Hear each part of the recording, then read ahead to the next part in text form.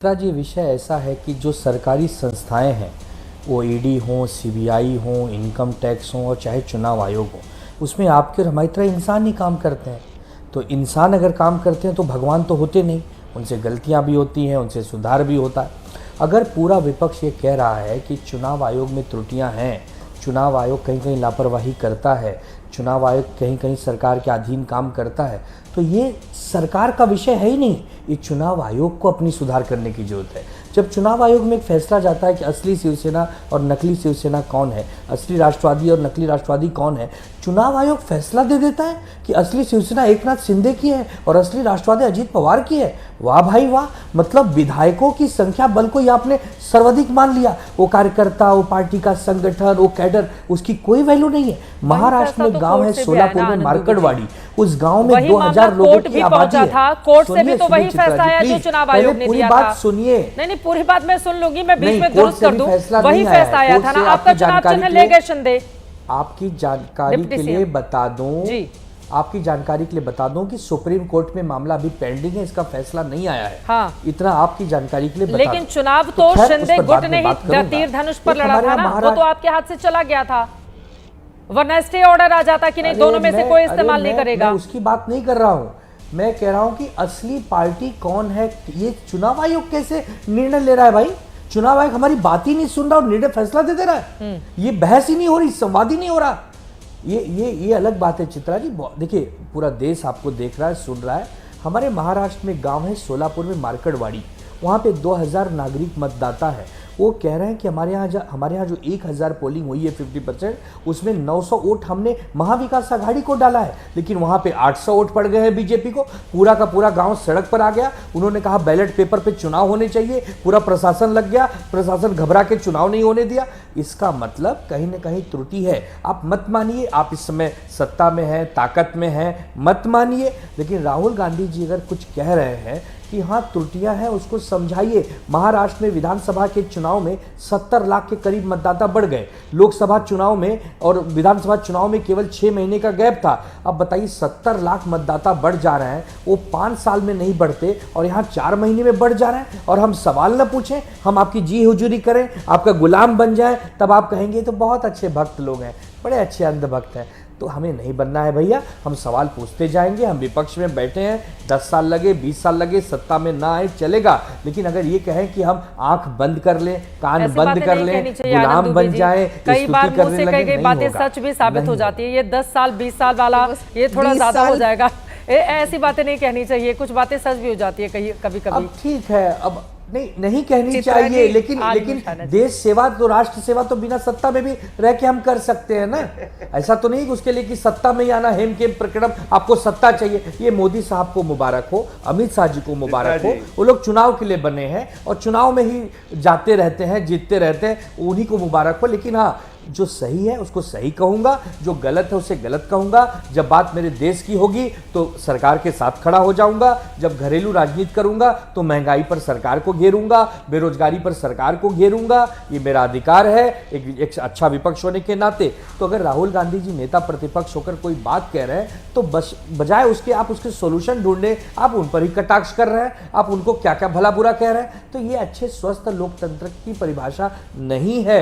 कौन जीतेगा, कौन हारेगा, नीतीश बाबू कितना अच्छा काम कर रहे हैं, कितनी बार अल्टी पल्टी होते रहता है मामला, ये सबको पता है। इसमें कोई बहुत ज्यादा प्रकाश डालने की आवश्यकता नहीं है। लेकिन हाँ, ये जरूर है कि महाराष्ट्र के विधानसभा चुनाव में धांधली हुई थी। वो धांधली हम नहीं बता पा रहे हो किसी कमी के कारण, वो हमारी कमी होगी। लेकिन ऐसा नहीं है कि पूरी की पूरी महाविकास आघाड़ी 50 सीट पार न कर पाए और महायुति 200 के करीब पार पहुंच जाए। बार बार लोगों के मन में है कि 3 पार्टियां मिलकर भी 50 पार नहीं कर पाएंगी। यही बात इन लोगों को ज्यादा खटक रही है। शायना एनसी जी, कैसा क्या आप लोगों ने कर दिया कि मतलब बिल्कुल सी, और आपकी पार्टी ने तो कमाल का ही प्रदर्शन कर दिया। बिल्कुल शायना एनसी जी। चित्रा जी, सर्वप्रथम ये आर्टिकल राहुल गांधी ने लिखा ही नहीं, क्योंकि वो ही नहीं समझ पाएंगे कि उन्होंने लिखा क्या है। उनकी सोच के बारे में छोड़िए, भारत के नागरिक क्या सोचते हैं, अंतर्राष्ट्रीय स्तर पे भी वो एक ही लाइन जताते हैं कि भारत को असम्मानित करें। अभी पॉइंट बाय पॉइंट अफसोस होता है कि आनंद दुबे जी को ये बोलना पड़ता है कि 20 साल हम नहीं आएंगे, शायद कभी नहीं आएंगे सरकार में। इससे स्पष्ट है कि दुबे जी डूब गए और उनकी पार्टी भी डूब गई। लेकिन अभी पॉइंट बाय पॉइंट देखिए, राहुल गांधी ने कहा कि 2019 के विधानसभा इलेक्शंस में 8.98 करोड़ वोटर्स थे और फिर लोकसभा 2024 में 9.29। तो इसका मतलब कि 31 लाख वोटर्स बढ़े। आनंद जी, आपके आंकड़े ही पहले गलत हैं। लोकसभा से विधानसभा के बीच में जो 40 लाख वोटर्स बढ़े हैं, जो फर्स्ट टाइम वोटर्स आए हैं, बल्कि हमें अभिनंदन देना चाहिए इलेक्शन कमीशन को, क्योंकि उन्होंने प्रैक्टिसेस इतने स्ट्रीमलाइन किए हैं, उन्होंने इतने प्रोसेसेस जो है पब्लिक डोमेन में किए हैं, जहां उन्होंने हैकाथॉन किया, हर एक पार्टी को बुलाया, दिखाया कि कैसे वोटर रोल्स में कैसे सीसीटीवी फुटेज रहता है, कैसे आंकड़े के साथ साथ सबूत, ताकि हमारा प्रजातंत्र बढ़े और ज्यादा ताकतवर बने।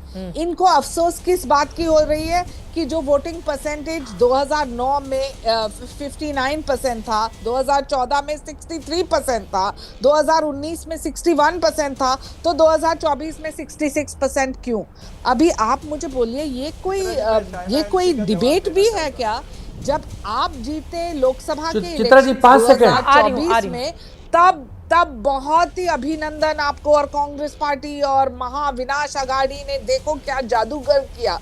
और जब वो हारते हैं तो उनको बहुत आपत्ति होती है। जब इलेक्शन कमीशन अपना काम करती है, सीसीटीवी फुटेज पब्लिक डोमेन में है, तो लोगों को गुमराइए मत। जो 40 लाख वोटर्स बढ़े हैं इस प्रदेश में और बार बार बढ़ेंगे, तो ये बहुत ही अच्छी बात है। जो लोग जागरूक होकर बाहर आके वोट कर रहे हैं, तो बहुत ही अच्छी बात है। और बार बार उनके पूरे आर्टिकल में आप देखेंगे तो उन्होंने एक एग्जाम्पल दिया, बोला है कि 12,000 बूथ में 85 कंस्टिट्यूंसीज पे देखिए भारतीय जनता पार्टी को कितने वोट्स मिले हैं। अरे मैं पूछना चाहती हूँ कि जो लोकसभा से विधानसभा के निमित्त जो लाड़की माजी मुख्यमंत्री लाड़की बहन योजना है, या फिर जो पेंशन स्कीम्स है सीनियर सिटीजन्स के लिए, कृषि क्षेत्र के लिए जो इंश्योरेंस मिला है, जो पैसा मिला है फार्मर्स को, ये सब लाभार्थी जो मैं आ रही हूँ आपके पास। बाहर वोट ठीक है, एक बार आनंद दुबे जी जवाब देंगे, उसके बाद सामने सामने आ रही हूँ फौरन आपके पास। प्रदीप भंडारी जी, उसके बाद आपके भी पास आ रही हूँ। बोलिए आनंद दुबे जी।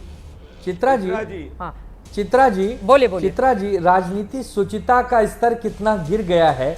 एक जमाना था, पंडित अटल बिहारी वाजपेयी जी कहते थे कि षड्यंत्र से बनी सरकारों को चिमटे से भी छूना पसंद नहीं करूंगा, और सायना एनसी जी की पार्टी और उनके सहयोगी कह रहे हैं चिमटा तो छोड़िए, पूरे हाथ को जला लूंगा, अपने मुंह को जला लूंगा, लेकिन इस सरकार में बने रहूंगा। अरे ऐसी सरकारें नहीं चाहिए। 20 साल लगे, 25 साल लगे, उनको क्लियर मैंडेट मिला है। सत्य की बात करेंगे, सत्य में जयते की बात करेंगे, षड्यंत्र करके नहीं, धोखा देके नहीं, आपके छलावा करके नहीं। क्या कहते हैं, चिमटे से कहां पकड़ा है?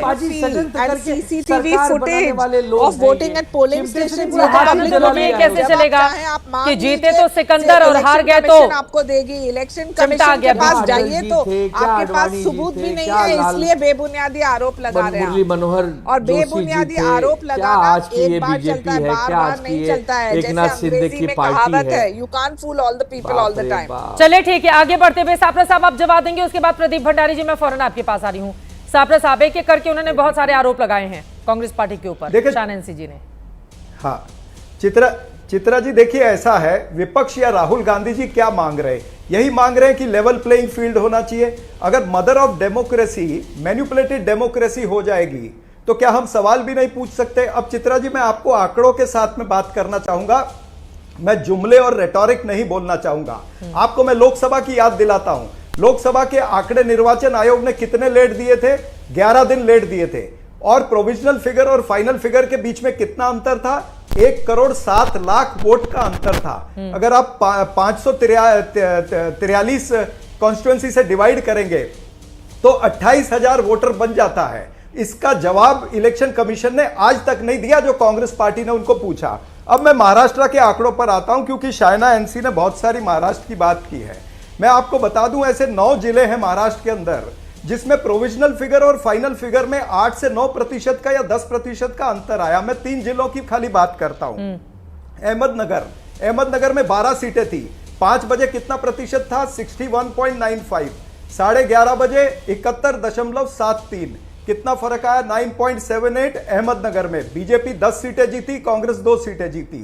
जलगांव के अंदर टोटल 11 सीटें, 5 बजे 54.69, 11:30 बजे 64.42। सर कुछ काम तो चुनाव आयोग को भी कर लेने दीजिए, ऐसे कई जगहों पर होता है साहब साहब, ऐसे कई जगहों पर होता है। देखिए ये पूरी डिटेल का टाइम नहीं है ना मेरे पास, एक बड़ी